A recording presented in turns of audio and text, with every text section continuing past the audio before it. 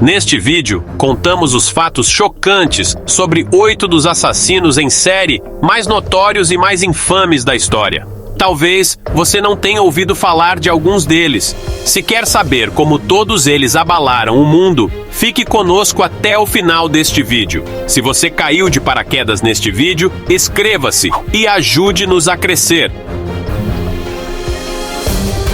Harold Shipman, Dr. Morte, que matou 218 pacientes. Um dos assassinos em série mais mortais da história foi um homem de família que detém 218 assassinatos creditados, e acredita-se que o número seja ainda maior que o conhecido.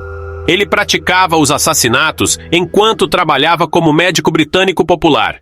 Harold Shipman começou sua série assassina em 1972, e acredita-se que ele matou pelo menos 71 pacientes enquanto trabalhava no seu primeiro consultório, e dobrou esse número no segundo consultório, onde os seus colegas depois chegaram a dizer que o achavam arrogante, brusco e confiante demais. Finalmente, em 1998, um agente funerário local e outro médico notaram o número incomumente alto de certificados de cremação que Shipman havia assinado. Eles também notaram semelhanças impressionantes nos próprios pacientes recém-falecidos. A maioria eram mulheres idosas que foram encontradas sentadas e completamente vestidas, não na cama, como seria geralmente o caso dos gravemente doentes.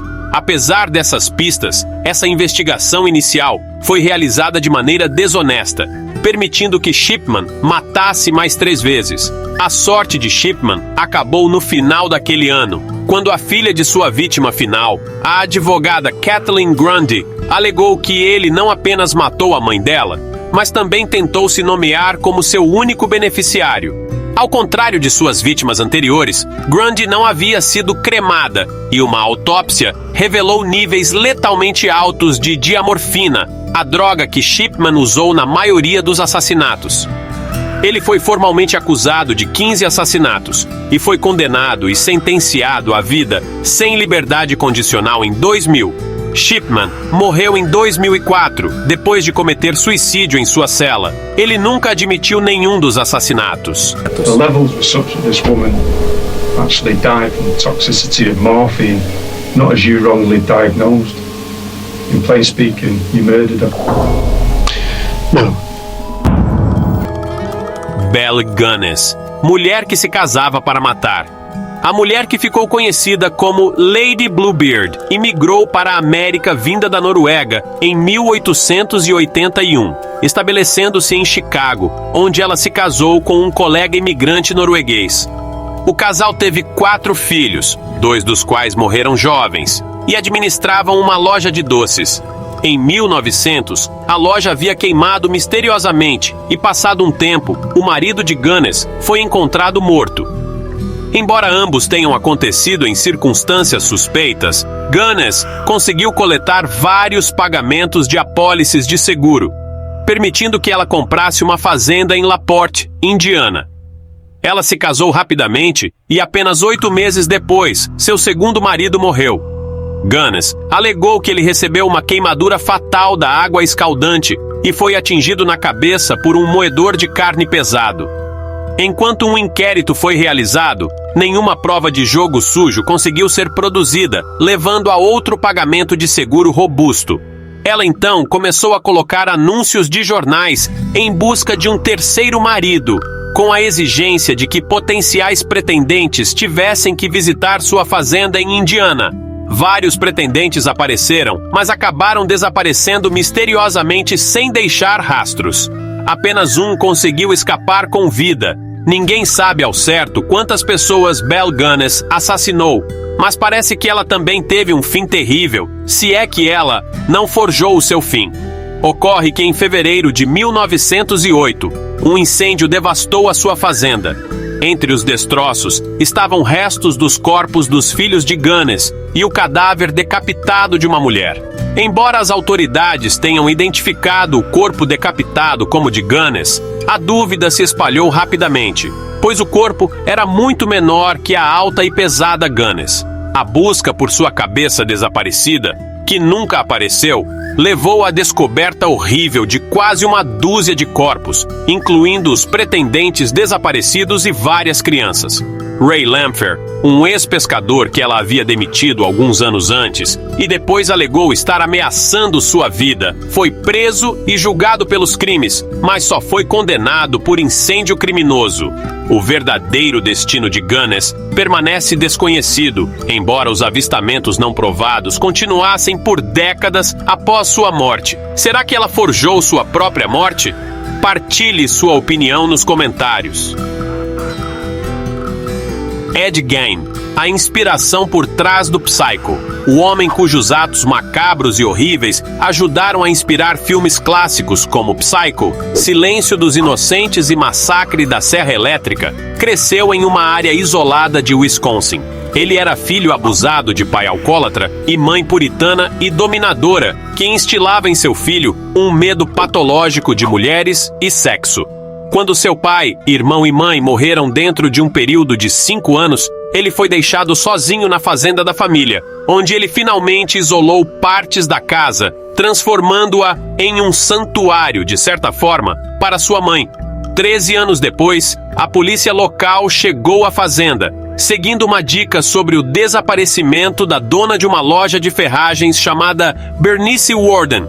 Eles descobriram o cadáver sem cabeça de Warden pendurado de cabeça para baixo nas vigas.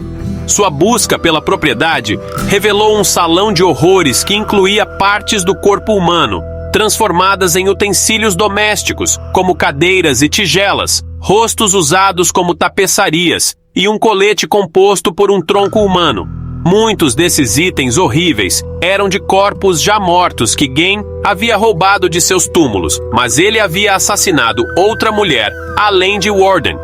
Ele alegou que estava usando as partes do corpo para montar uma nova versão de sua amada mãe. Gein foi diagnosticado com esquizofrenia e declarado inapto para o julgamento. Uma década depois, ele foi condenado por um dos assassinatos, mas foi declarado louco no momento do crime. Ele passou o resto de sua vida em um hospital psiquiátrico. How long have you known Mr. 7 years. What kind of a man did you know him as? Well, a man is a nice man, just like anybody else. The only difference I'd say in the man, he seems to be a little hot. John Wayne Gacy, o assassino que se apresentava como palhaço em festas infantis. Para a maioria de seus vizinhos suburbanos de Chicago, John Wayne Gacy era um homem amigável que fazia festas populares, se voluntariava na política democrata local e costumava se apresentar como palhaço nas festas infantis locais. Mas Gacy, que já havia cumprido pena na prisão por agredir sexualmente um garoto adolescente, estava escondendo um segredo horrível bem debaixo dos olhos não vistos de seus vizinhos. Em 1978, quando um garoto de 15 anos que foi visto pela última vez com Gacy desapareceu, a polícia obteve um mandado de busca para a casa de Gacy. Lá, eles encontraram um anel de classe e roupas pertencentes a vários jovens que haviam desaparecido anteriormente. Em um espaço de rastreamento de 1,5 metro abaixo da casa, onde havia um odor penetrante, eles ficaram chocados ao encontrar os corpos em decomposição de 29 meninos e adolescentes que Gacy havia estuprado e assassinado. A ex-mulher de Gacy reclamou do odor por anos, mas Gacy o atribuiu ao oídio causador de umidade. A aplicação da lei também foi criticada, pois os membros da família de várias das vítimas haviam apontado anteriormente para Gacy como um possível suspeito. Além dos corpos encontrados em sua casa, Gacy admitiu ter matado vários homens adicionais, descartando seus corpos em um lago próximo. Suas tentativas de apresentar uma defesa de insanidade falharam e ele foi condenado por 33 acusações de assassinato e executado por injeção letal em 1994.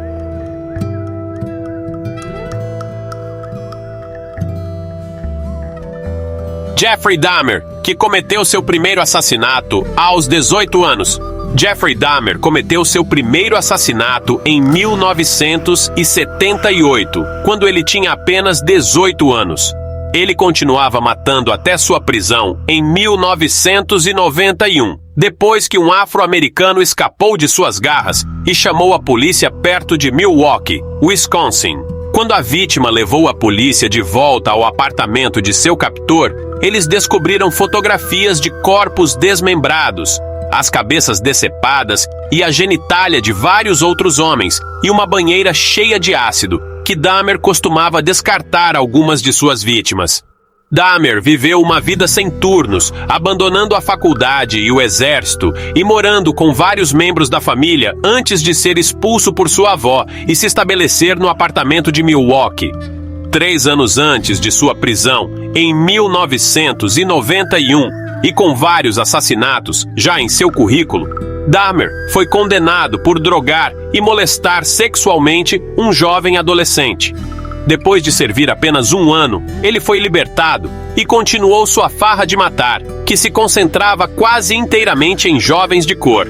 O julgamento sensacional de Dahmer, com descrições lúridas de comer as partes do corpo de algumas de suas vítimas e admissões de necrofilia, renovou o interesse do mundo em serial killers.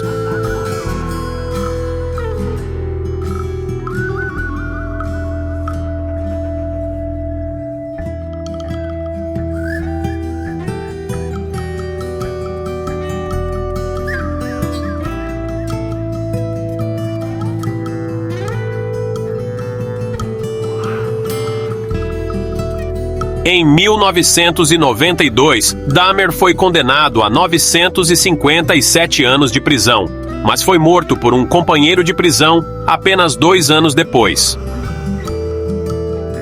Ted Bundy, o assassino charmoso que atraía suas vítimas usando sua beleza.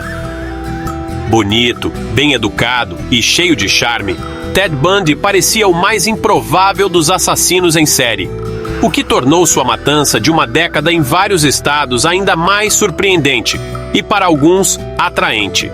Nascido de uma mãe adolescente e solteira, Bundy nunca soube a identidade de seu pai e foi criado acreditando que sua avó era, na verdade, sua mãe, e sua mãe, na verdade, sua irmã.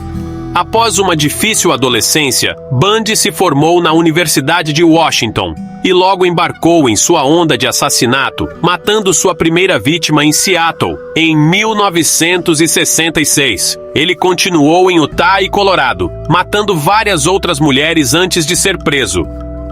Concentrando-se principalmente em atraentes colegas da faculdade, Bundy cometeu uma série de assassinatos no noroeste do Pacífico. Ele continuou em Utah e Colorado, matando várias outras mulheres antes de ser preso. Apesar de ter sido condenado por sequestro, ele conseguiu escapar da custódia policial não uma, mas 2 vezes, enquanto aguardava julgamento no Colorado. Ele se mudou para a Flórida, onde matou vários membros de uma irmandade e sua vítima final, uma garota de 12 anos que ele estuprou e assassinou.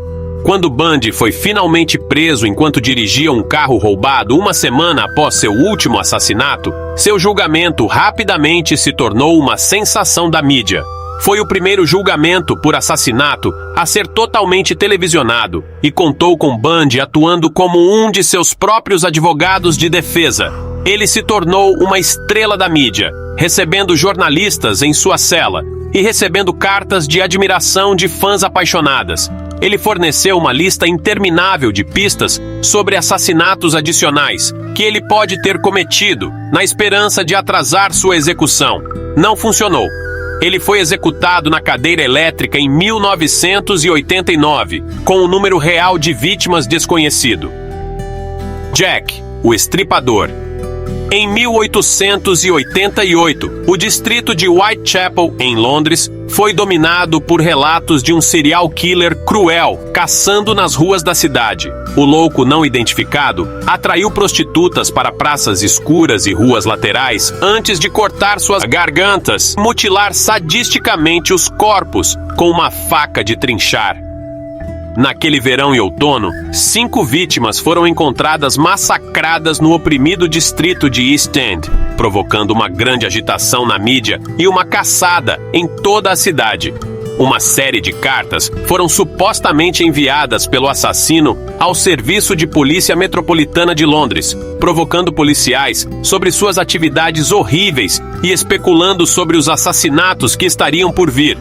Sem técnicas forenses modernas, a polícia vitoriana ficou sem investigar os crimes hediondos do estripador.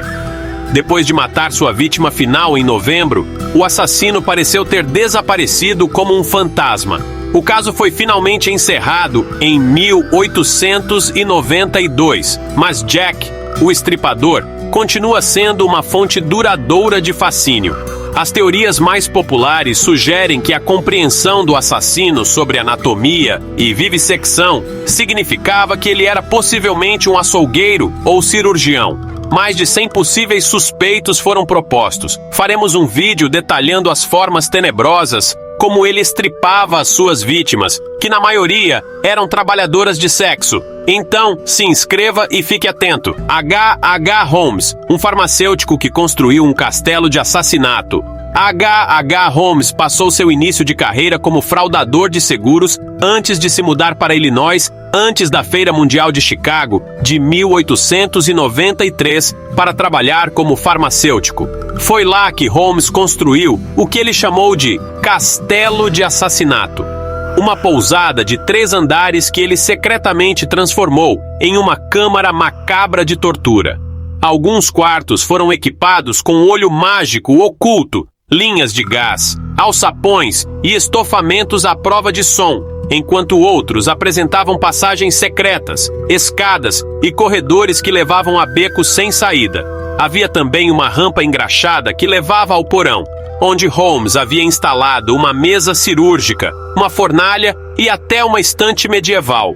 Antes e durante a Feira Mundial, Holmes levou muitas vítimas, principalmente mulheres jovens, ao seu covil apenas para asfixiá-las com gás envenenado e levá-las ao porão para experimentos horríveis. Ele então se desfez dos corpos em sua fornalha ou os esfolou e vendeu os esqueletos para as escolas de medicina. Ao mesmo tempo, Holmes trabalhou com golpes de seguro, coletando dinheiro de companhias de seguros de vida. Holmes foi finalmente pego quando um de seus co-conspiradores avisou a polícia quando Holmes não entregou o seu pagamento. Holmes acabou sendo condenado por assassinato de 4 pessoas, mas confessou pelo menos mais 27 assassinatos antes de ser enforcado em 1896. Qual dos assassinos acha que é mais macabro? Deixe o seu comentário. Se quer assistir mais vídeos sobre os crimes e mistérios que abalaram o mundo, se inscreva no canal, dê um like e ative o sino de notificação para ter alerta sempre que postarmos um vídeo novo. Cuide-se e até breve!